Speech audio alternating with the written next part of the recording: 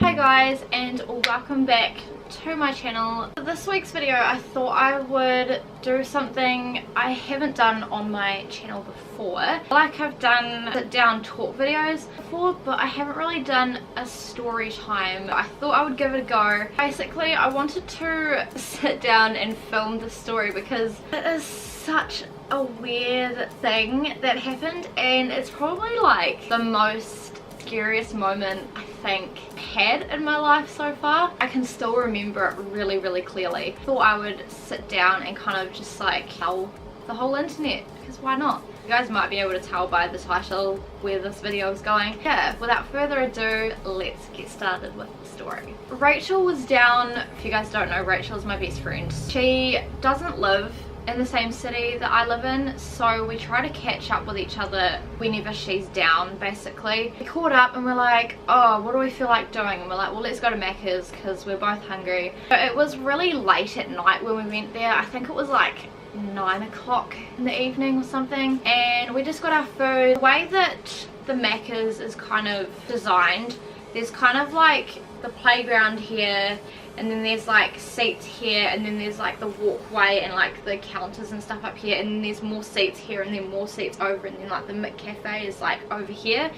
So we were sitting like just in front of the playground, kind of like in the corner tables and stuff, and we're kind of just like catching up and like having a really nice like girls talk. And there's been a lot that's been happening like with our school friends and stuff, so we were kind of just like catching up and all that, and it was a really nice evening talk. In hindsight, I'm never ever going to go to Maccas at like 9 o'clock at night and sit inside because of this exact reason. So we were sitting down just having a nice talk, and then this guy comes and sits next to us. He sits at the table like next to us, so we're here.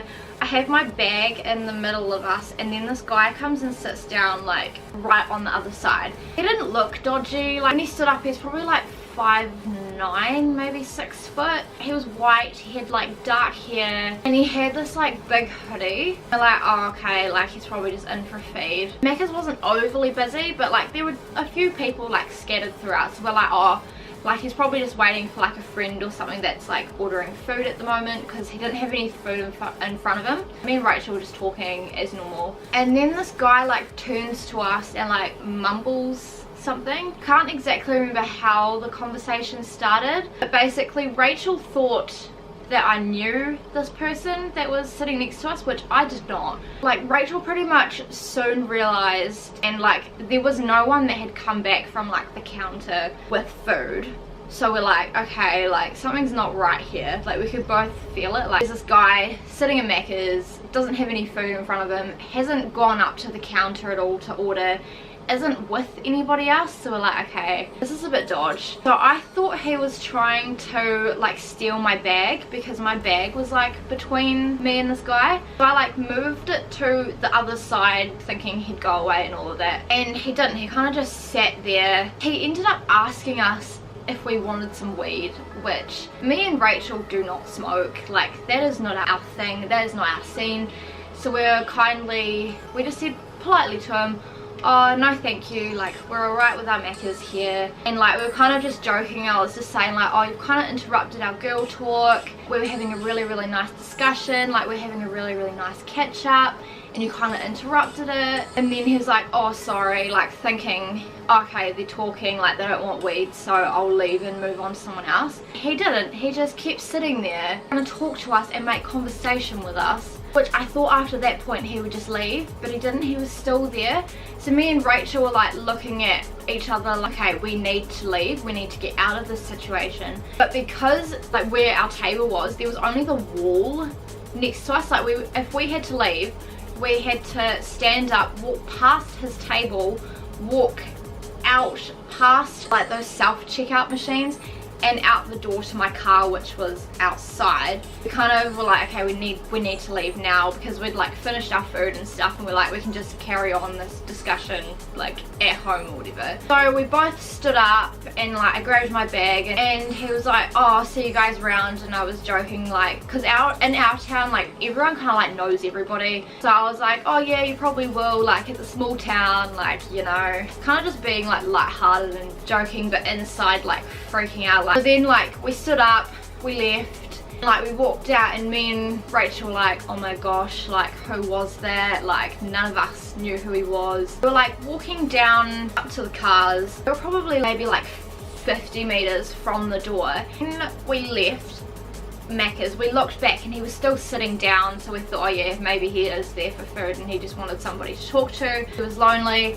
But then as we walk out, we see him following us out, so we're like, crap, like we need to get to my car now and we need to leave. I thought if he gets to my car, like that is bad. Because Rachel had only been in my car once. She like freaked out and couldn't remember which car was mine, but I knew exactly where I'd parked, which is good because normally like my memory is shocking. I cannot remember where I parked my car, even if it's in like the New World car park or like even just like outside. I forget where my car is all the time. Because this guy was like, he wasn't like running, but he was like kind of like picking up speed, and we didn't want to run because we didn't want to make it seem like suspicious or for him to run faster. We kind of just like picked up our pace a little bit. There were these girls that were like had a van that was like parked a few spaces in front of my car, so I thought, oh, like power and numbers, cool. So I kind of just wanted to make it seem like I knew those girls, so this guy would think, because there was like 3 or 4 girls in there. There was like 3 outside of the van and 1 in the van. I think I know these people, he's outnumbered, he'll leave.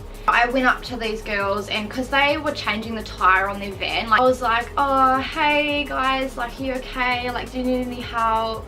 And they're like, oh no, like we're alright with the tire. I'm like, oh yeah, like hate it when that happens, like kind of thing. And then this guy had caught up to us at this point. They looked about teenagers, and pretty much like when you hit teenagers, that's kind of like when you start to like get into the whole like weed and stuff. I was like, oh, do you guys smoke weed? Thinking that like if they did, then he could talk to them instead of harassing me and Rachel. Oh, we don't, but the girl in the van does. So I was like, perfect, like he can talk to this girl in the van about this whole thing and leave us alone. But I was like, oh okay, because this guy, I think he's trying to sell some weed tonight, or like he wants to smoke with somebody, so there's not smoking alone. And then me and Rachel kind of just darted around the van after that and got to my car and unlocked it. As we were getting in, this guy comes running around the front of this van. Basically was like, oh, why are you running? Like, don't run away from me. And at this point, like, he had his hoodie up and like he had his hands in his pockets.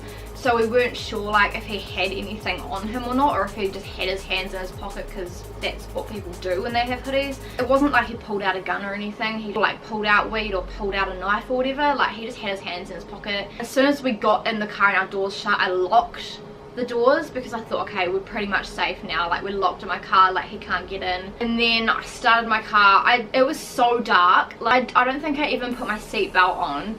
I didn't turn my lights on or anything. I just drove. I just floored it straight out of the Maccas car park. And my legs were like full on shaking. Like I could barely keep them on the accelerator. And the drive-thru has like the split in the middle where like people that are in the car park can drive out. I went through that bit and then like went out and around, and it was like then that I turned my lights on and put my seatbelt on, and I was just like shaking all over. I was shaking. So we pulled over to like the side of the road when we were like a few streets away, just so that we could kind of like regain ourselves, like talk about what had just happened, kind of just like relax, because I was still like full on shaking at this point. And obviously as the driver of a car, like you don't want to be shaking, like you want to be in your right mind, otherwise that's like when accidents happen. We were just like losing our shit. And as we were driving out as well, we saw this guy just like leave and walk back down the Maccas drive-thru, so the one that you go in to get in.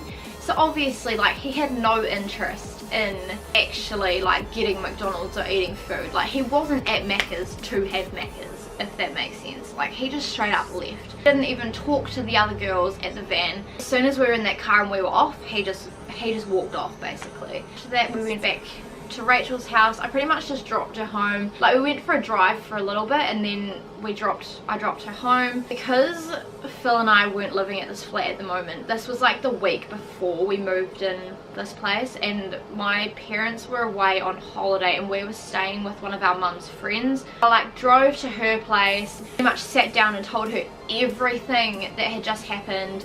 And because Phil was working at the time that this all happened, like it wasn't like I could just call him and be like, can you come down now, like scare this guy off. We were like in a state, like it was bad. Like I had texted Phil being like, okay, something really intense just happened, like I've never been so scared in my life, I need to see you, like can you call me when you finish work? So then when he finished work, like I was in bed at this point, but obviously like I couldn't sleep, and me and Shelby were like sharing a room, so I think I told her, but she was like half asleep. I was just like editing for a little bit, and then Phil got my message, called me, and then came round to this person's house that we were staying at. I like went outside, told him everything, like gave me a massive hug, and then he's like, I want to like go to Maccas and get the security footage so that we can like pin this guy down, because obviously like we didn't want this guy harassing anybody else. I was just like, no, like I don't want to go near Maccas, I just want to stay home where I know that I'm safe. To this day, like I have never ever seen him at Maccas ever, which I'm so happy about because I feel like I'd be able to recognize him. It was just such like a surreal thing that like you always hear stuff about, you never think that like it will happen to you or you'll be in that scenario. Like moments like that definitely do happen, and I think always be on your game, always try and think clearly about how you can get out of a situation. And I am just so happy that we didn't get dropped off at Maccas. Like I'm so happy that I was driving, because if we had been dropped off there and we had to wait for someone to pick us up, it would have ended so differently. I just kind of just wanted to like sit down and kind of just share that story, because it was a really intense moment for me and Rachel. Like this was after we hadn't seen each other for probably like 3 months, and just kind of to make you guys aware that stuff like this does happen. Try as much as you can, try and think clearly in situations like this. When you're followed, especially at a public place and it's dark, like it is really scary. I'm hoping that I haven't missed anything out. If you guys liked this story time video, then give it a thumbs up. If you want me to do more story time videos, let me know in the comments. Also make sure you like the video and subscribe if you haven't already. Make sure you turn on the notifications, just the little bell next to the subscribe button. It just helps you to get notified when I upload a video, because videos don't always appear in your subscription box now, even if you are subscribed to that person, unless you have those notifications turned on basically. Check out my social media links, they're all listed in the description box below. Give me a follow on those, and I will see you guys in my next video. Bye!